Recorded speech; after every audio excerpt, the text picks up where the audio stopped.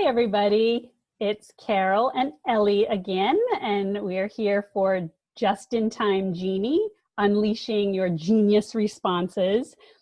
So last week we talked about what to do when a coworker takes credit for your work, and we were going to do a part 2, but after we released part 1, we got a lot of good feedback and a lot of engagement. So we decided we are not going to do a part 2, and instead today we're going to talk about something that has been in the news, and it has to do with burnout in the workplace, which is really pervasive.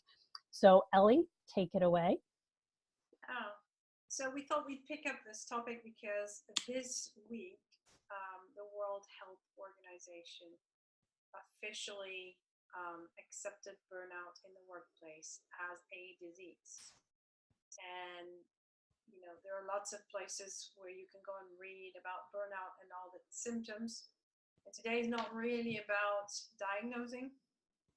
It is more about what to look out for and how within ourselves, how to listen to ourselves, what are the telltale signs, and if someone else around you is either aware and says they're going through burnout or might be in denial and you see some signs, what is it that you can do? Because we're not about to start being doctors or pinpointing, but we can do some stuff, right, Carol? Exactly. Okay, so it's official, it's a medical diagnosis. And burnout is not just linked to the workplace. So whatever's going on in somebody's life, it probably also includes things going on outside of the office, which we may not know about.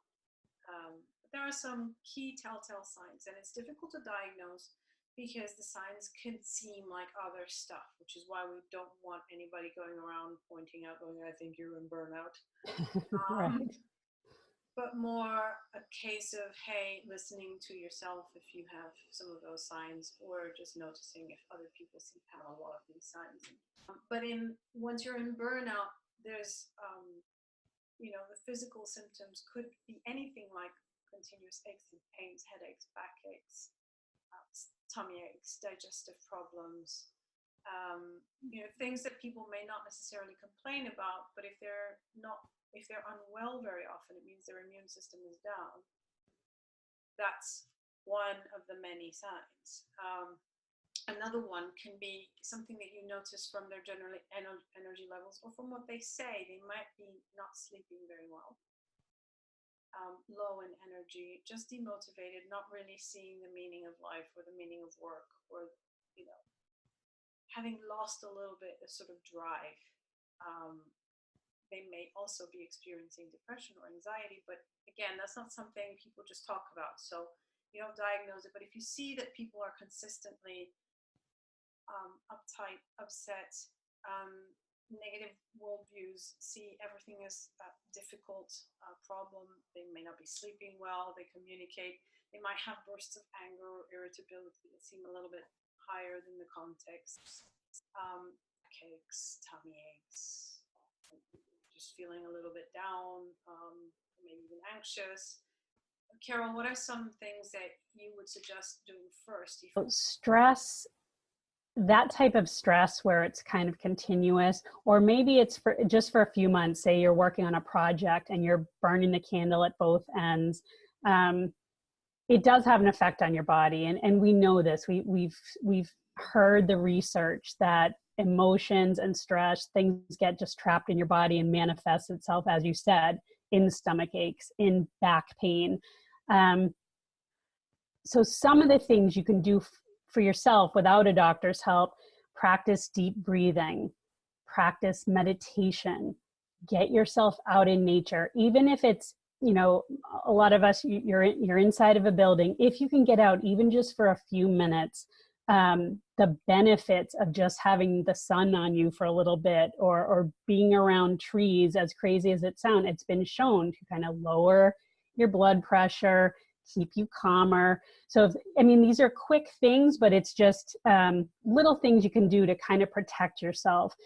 Other things, treat yourself to massage. One of the benefits of massage is, and people will tell you there are times when people will go for a massage and actually get emotional because things are moving around in your body. All of that's trapped. So anything you can do to kind of move that energy out is a good thing. Exercise, of course, is a great one as well. But gentle exercise, because if you're already feeling tired, you don't want to exert yourself too much. But just taking a walk, even if it's 15 minutes, and practice that deep breathing. Right. From a perspective of not increasing any kind of lethargy or anxiety, some of the things you can do. And by the way, when we say without a doctor, it doesn't mean that you shouldn't go and see a doctor. Right, exactly. Worry. But yep. you just see, because the nature of burnout is that it doesn't happen like that. One day you are and one day you're not. It happens right. over time, and we ignore some of the signs until then it's overwhelming. And some of the things to do when you're sort of feeling exhausted and you're noticing that you've had several days where you haven't slept or whatever, just decrease the caffeine, no salt, try not to eat late, eat cooked vegetables, things that are not processed, things that come out naturally, so vegetables, if you eat, try to avoid the carbs at night, so anything that turns into sugar, try to lower the caffeine because that increases your heart rate. So there are things you can do nutritionally. Drink lots of water. Yep. That will make sure that at least you're not inputting stuff, because that's the thing when we're stressed. I don't know about you, but I certainly comfort eat. So it'll be chocolate, it'll be a cup of tea, it'll be biscuits. So sugar intake's going up because we're exhausted. Right. Actually, that's the wrong thing to do, because the sugar will give you a quick fix, but then your gut is going to be weaker. Your immune system is going to be weaker. Oh, absolutely. I went through a time in my career. I mean, this is going back, 15, 16 years ago, and leadership had changed a few times and just things were just really bad. The culture, which once was amazing and I loved coming in, it had totally changed. And it was, I think it was actually, come to think of it, it was probably shortly after 9/11. There were a lot of layoffs over the next couple of years. And so, you had more work, less people doing the work. And I just, all of those things. I mean, I couldn't sleep, but yet I was exhausted. I was getting severe stomach cramps. I also couldn't focus. I'd find myself driving to work, and I had to take, 2 highways and back roads to get to work. And there were times when all of a sudden I think, how the heck did I get from A to B? Because I just was out of body. Like I was just so, what's going on at work? What am I going to have to deal with at work? But I do want to point out, burnout can happen even if you love your job. I think part of it is we need to set boundaries sometimes, because even for me now working for myself, for an entrepreneur, you tend to work a lot more hours, and it's usually pretty enjoyable because it's something you chose. However, if that goes on and on, you start feeling that fatigue and things like that. So you do have to kind of set boundaries for yourself. So yes, look out for those things. And as a result, because we get irritable and a little aggressive, and things feel a bit negative because the cortisol is all in our body. Mm-hmm. See things in a tainted way as well, and therefore experience them that way. We will isolate ourselves. We'll kind of, as a protection mechanism, we'll move back. And actually, if you are seeing that in your body you're having this and you're feeling overwhelmed or anxious or exhausted and just seem like you need extra time to do things, or have aches and pains all the time that distract you, that's the time to actually speak to somebody. It doesn't have to be a doctor, but just say to somebody, look, this is how I'm feeling. Just to bounce, don't isolate yourself, basically. Yeah. For the person on the other end, if somebody's coming to you and saying, yeah, I'm just feeling like not myself and whatever, dig a little deeper, be that sounding board for them. Or conversely, if you do notice it in someone else that, wow, they don't seem like their self, and you ask them how they're doing and they say, no, I'm fine. again, dig a little deeper, because your intuitive hit is probably right. They're probably not fine. And, offer if there's anything you can do, anything to get people talking about it, because people will tend to internalize this type of thing, thinking it's some type of weakness in them, that they can't handle what's going on. Right. Thank you. And you naturally brought it to what can we do if someone around us is suffering from it. First of all, number one, listening and trying to understand. So not assuming you know, but just listening and trying to understand. And once you've understood, offering, take time off, especially if you're the boss. But even if you're a friend or if you're a partner, like, take time off, book a day, get out, go and have fun, do something. Deadlines, I don't have time. The thing is, you don't have time to take a whole week off either. So just helping people to listen to themselves and accept where they are can be helpful.